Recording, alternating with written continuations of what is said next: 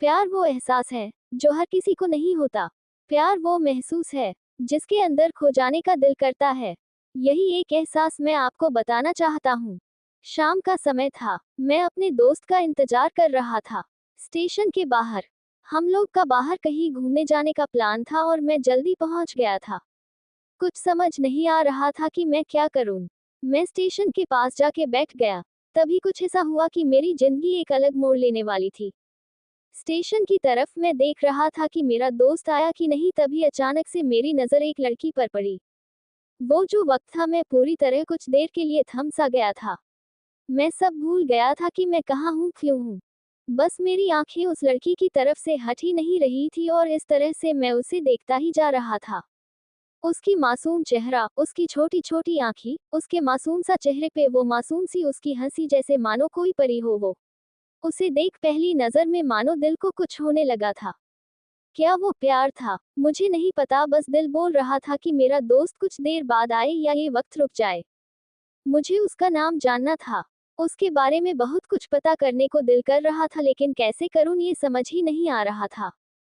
जब कुछ समझ नहीं आया तब मैंने बस भगवान से प्रार्थना किया कि मुझे ये लड़की मेरी जिंदगी में चाहिए। वो जा रही थी। मेरी आंखों से दूर मुझे रोकना था उसे। उससे बातें करना था, उससे दोस्ती करनी थी और उसे अपने दिल की बात बतानी थी। लेकिन कैसे? यही सवाल बस बार बार मेरे मन में आ रहा था और मुझे बेचैन किए जा रहा था।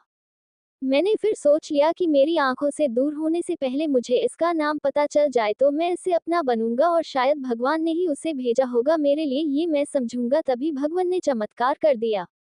पीछे से आवाज आया, प्रिया मैं यहाँ हूँ। फिर वो पीछे देखी तो मैंने देखा वहां से एक लड़की आवाज दी और वो उसका पास चली गई। तभी मैं समझा उस लड़की का नाम प्रिया था। मैं खुश हो गया और उस लड़की को मन किया जाके धन्यवाद बोल दूं, क्योंकि उसी के वजह से मुझे उसका नाम पता चला। बस तभी मैंने ठान ली अब उसे अपना बनाना है, उसे अपनी जिंदगी में लाना है। फिर तभी मैं उसके पीछे जाने लगा कि अचानक ही पीछे से एक हाथ आया। पीछे देखा तो दोस्त आ गया था। अब मैं क्या करूं समझ नहीं आ रहा था। मैं क्या बोलूं उससे, कैसे मना करूं उससे, कैसे जाऊं मैं उसके पीछे। मैं इसी सोच में लगा रहा तब तक वो मेरी आंखों से दूर जा चुकी थी। दिल मानो रोने लगा था और तभी मानो ऐसा लगा कि जैसे सब कुछ एक सपना सा था, बस और आंखें खुल गया तो सपना टूट गया। मैं वहां से चला तो गया अपने दोस्त के साथ, लेकिन पूरी रास्ते बस उसी के बारे में सोचता रहा। मानो मेरा दिल अब उसके ख्याल से निकलने को तैयार ही नहीं था। दूसरे दिन मैं कॉलेज लिए तैयार हो गया और मैं कॉलेज पहुंचा और बेंच पे जाकर बैठ गया। तभी दोस्त ने बुलाया और कहा, देख अपने कॉलेज में एक नई लड़की आई है। मेरा मन अभी भी बस उसी के ख्यालों में डूबा हुआ था। आंखों से उसका चेहरा मनोहट ही नहीं रहा था। वो बार बार मुझे आवाज दिए जा रही था। तभी मुझे गुस्सा आया और पीछे उससे बोलने जा ही रहा था कि मैं रुक सा गया। मेरी नजर मानो फिर से एक बार सपनों में चला गया। मैंने देखा कि वही थी। मानो जैसे मेरी खुशी का कोई ठिकाना नहीं रहा, मैं खुद को रोक ही नहीं पा रहा था और मेरे समझ में ही नहीं आ रहा था कि मैं क्या करूं, क्या बोलता मैं। बस जाके अपने दोस्त के गले लग गया और हंसने लगा। तभी पता चला वही वह नई लड़की थी जो कॉलेज में आज पहला दिन आई थी। मैं तो मानो हवा में उड़ने लगा। फिर मैंने एक दिन अपने दोस्त को बताया कि ऐसा ऐसा है। उसने कहा, जाके बोल दे उसे अपने दिल की बात। लेकिन मैं डरता था कि वो क्या कहेगी, क्या लगेगा उसे। यही सोच के मैं हमेशा रुक जाता था। मैं सोचने लगता था कि कहीं वो मेरी बातें सुन के मुझसे दूर न हो जाए। मैं उससे दूर नहीं होना चाहता था। मुझे ये एहसास हो गया था कि शायद वो भी मुझे पसंद करती थी, लेकिन वो कभी कुछ नहीं कहती थी। उससे लगता कि मेरे मन मैं उसके लिए कुछ नहीं है। लेकिन वो क्या जाने कि उसे पहली नजर में देख के ही मैंने उसे अपना दिल दे चुका था। दिन बीतते गए, हम लोग एक अच्छे दोस्त की तरह साथ रहते और बातें करते थे।